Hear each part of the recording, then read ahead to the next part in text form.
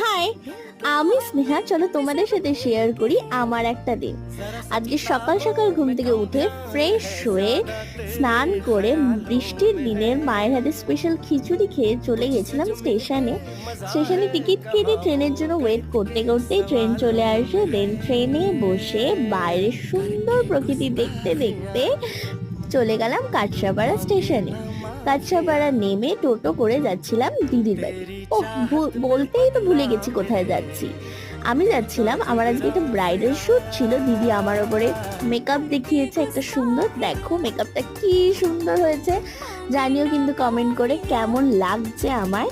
তারপর আমার প্যাকআপও হয়ে গেছে। দেন ফ্রেশ হয়ে মানে মেকআপ আর কি তুলে চলে আসলাম ট্রেন ধরতে। ট্রেন করে বাড়ি। আর জানো বাড়ি আসার সময় আমি কপালে রুমাল দিয়ে এসেছি। আমার এই পাড়ার লোকজন এমন ভাবে তাকিয়েছিল আমার দিকে, বলছে আমার কপাল ফেটে গেছে।